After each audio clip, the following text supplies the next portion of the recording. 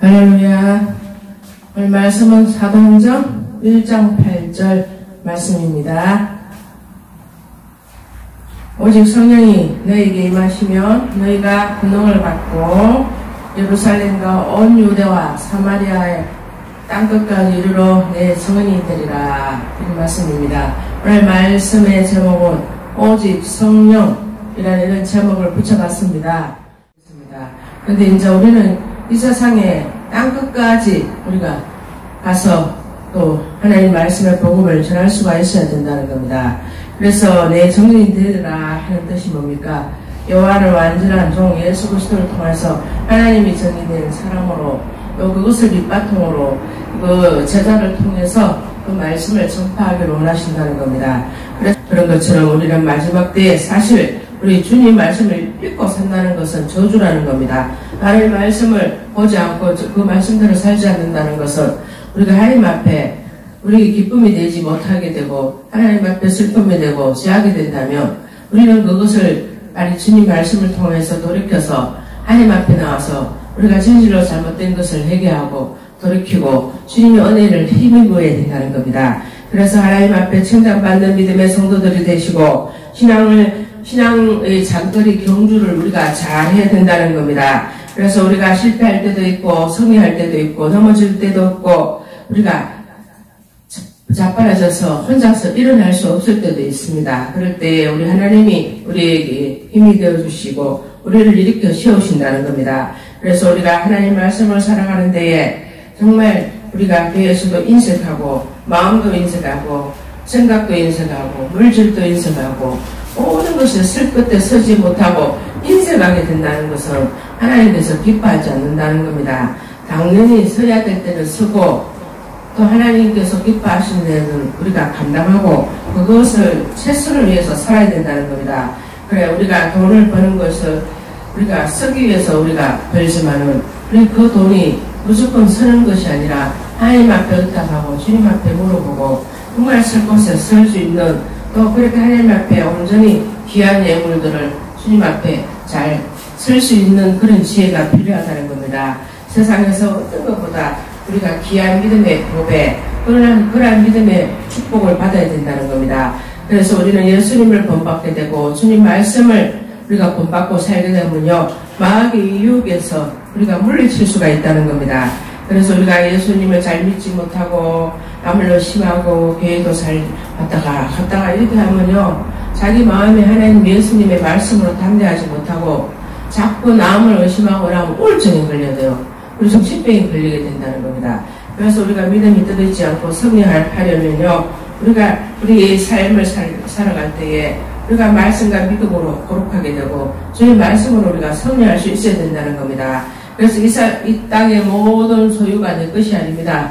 네, 오직 우리 하나님, 오직 우리 주님이 소유라는 겁니다. 잠언에 보면 주의 말씀에 순종해야 되는 겁니다. 잠언 4장에 또 우리가 주님 뜻을 실천할 줄 알아야 돼요. 에베소 6장 6절처럼 그리고 우리가 성령의 도우심을 구해야 된다는 겁니다. 에베소 3장 16절처럼 또 기도에 힘쓰고 또 지혜의 말씀을 소유해야 된다는 겁니다. 또 깨끗한 삶을 살아야 돼요. 욥기서 17장처럼 또 고난을 이기는 것 베드로서 5장처럼 또 스스로 지혜롭게 여기서는 안 된다는 겁니다. 잠언 또 선한 언어를 우리가 써야 돼요. 자꾸 악하고 비방하고 그렇고 추악한 말들을 자꾸 쓰게 되면 내 자신이 비패하게 되고 또 하나님 말씀을 따르는 자가 되지 않고 악령을 더러운 말 사탄 마귀들이 원하는 대로 내 몸과 마음과 말이 이렇게 나가게 되면 그것은 정말 큰 죄악이라는 겁니다.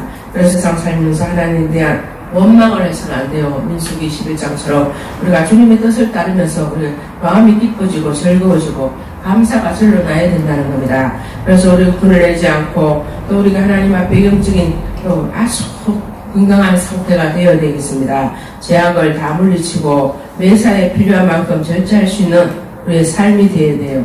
갈라디아서 5장 23절처럼 우리가 늘 주님을 가까이 하고 주님과 항상 대화를 하고 주님과 항상 주님의 뜻이 무엇인가를 분별할 수 있어야 된다는 겁니다.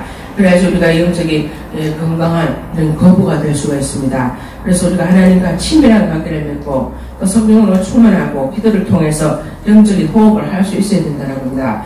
그래야만 우리가 세상의 바깥에 또 가까이 친구들이나 친척들이나 세상 사람들에게 또 우리가 복음을 아주 자신있게 아주 건강하게 강하게 우리가 메시지를 전할 수가 있게 된다는 겁니다. 그래서 늘 하나님 앞에 찬양하는 그 기쁨을 누릴 수 있는 자가 되게 하시고 복음에 전파할 수 있는 열정을 가지고 있어야 된다는 겁니다. 그래서 우리가 주위 사람들에게 사랑을 서로 나눌 수 있는 사람이 되시고 하나님이 위한 일을 즉성을 보이는 자가 되셔서 또 우리 마지막 때에 주님을 기쁘게 할 자가 누구며 주님이 이를 감당할 자가 누군가를 찾고 계십니다. 그래서 우리가 누가 그 일을 할 것이냐 물으실 때 제가 먼저 하겠습니다. 이렇게 고백할 수 있는 여러분이 되셔서 오늘 또 이 주일날 또 주님을 기쁘시게 하고 성령에 충만해서 하나님의 말씀을 믿음으로 땅끝까지 전파할 수 있는 여러분이 다 되시기 바랍니다.